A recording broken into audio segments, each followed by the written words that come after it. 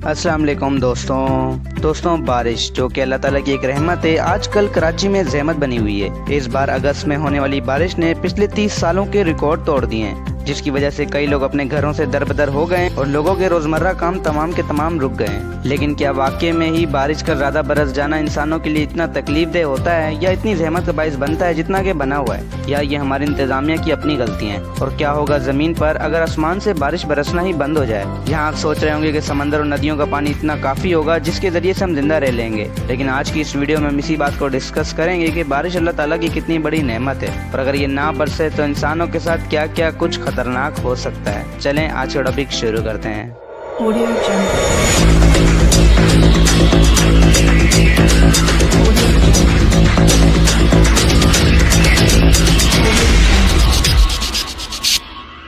दोस्तों जैसे कि हम सभी जानते हैं कि इवापोरेशन के प्रोसेस के बाद बारिश की लाखों करोड़ों बूंदें आसमान में जमी रहती हैं और जैसे ही इनका टेम्परेचर फ्रीजिंग पॉइंट से नीचे आता है तो ये आइस क्रिस्टल की सूरत में बन जाती हैं और फिर ये बारिश की सूरत में हमारे ऊपर बरसती हैं। लेकिन अगर बारिश बरसना बिल्कुल ही बंद हो जाए तो इंसानों का ज़िंदा रहना ज़मीन पर नामुमकिन हो जाएगा।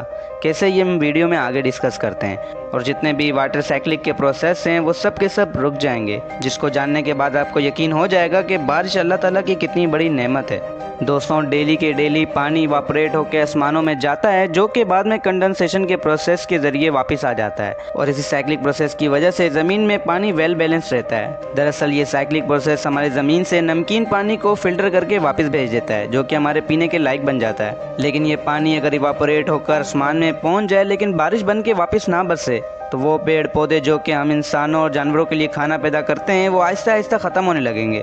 इसी के साथ साथ वो सिल्क ग्रास जो कि पानी को सबसे ज़्यादा जज्ब करते हैं वो भी आहिस्ता आहिस्ता ख़त्म होने लगेंगे, क्योंकि साइक्लिक प्रोसेस के टूटने से बारिश बरसना रुक जाएगी।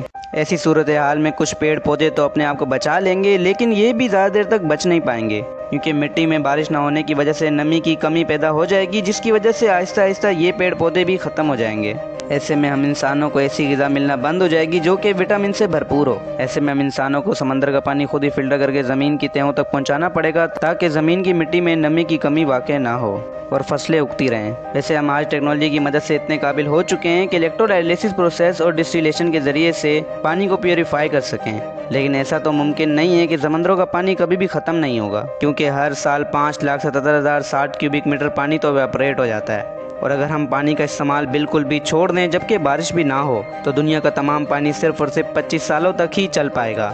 अगर हम पानी का इस्तेमाल करें जैसे कि हम करते और बारिशें भी रुक जाएं तो ये पानी बहुत ही जल्द ख़त्म हो जाएगा। समंदरों और नदियों का पानी हम इंसानों का यूं ही फिल्टर करके यूज़ करने से मेरीन लाइफ डिस्टर्ब हो जाएगी और पानी में रहने वाले जानदारों के लिए जीना मुश्किल हो जाएगा।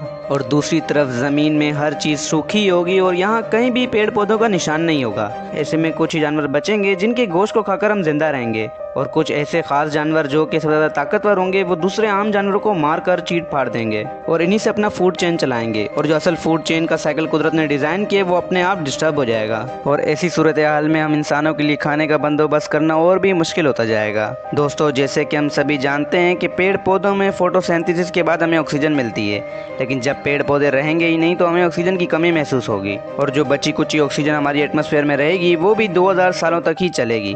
पेड़ के पत्तों और हरी हरी घास के कारण हवा में नमी बरकरार रहती और इसी नमी की वजह से हम तेज़ हवाओं और सूरज की किरणों से बचे रहते हैं। लेकिन जब ये सारे प्रोटेक्टर्स नहीं होंगे तो हम इंसानों के लिए ज़िंदा रहना बहुत ही मुश्किल हो जाएगा, क्योंकि गर्मी दिन ब दिन बढ़ती जाएगी और एवरेज हर साल में 36 सेंटीग्रेड तक टेम्परेचर बढ़ता जाएगा। ऐसे में इवापोरेशन रेट बढ़ जाएगा और हम इंसान कई बीमारियों के शिकार हो जाएंगे और इन बीमारियों से लड़ने के लिए जो भी मेडिसिन की ज़रूरत होगी वो भी हम नहीं बना पाएंगे, क्योंकि पानी की कमी हो जाएगी। दूसरी तरफ सारे हाइड्रो इलेक्ट्रिक पावर्स के टरबाइन पूरी तरह से बंद हो जाएंगे और न्यूक्लियर पावर रिएक्टर्स को भी ठंडा रखवाना बहुत ही मुश्किल हो जाएगा। ऐसी सूरत हाल में पूरी दुनिया से बिजली खत्म हो जाएगी और आप सोच भी नहीं सकते कि रात के टाइम हमारी ये धरती बिना बिजली के कैसी लगेगी। ऐसे ही चलते हुए दुनिया की तमाम फैक्ट्रीज आहिस्ता आहिस्ता बंद होने लगेंगी और सैटेलाइट कम्युनिकेशन भी टूट जाएगी।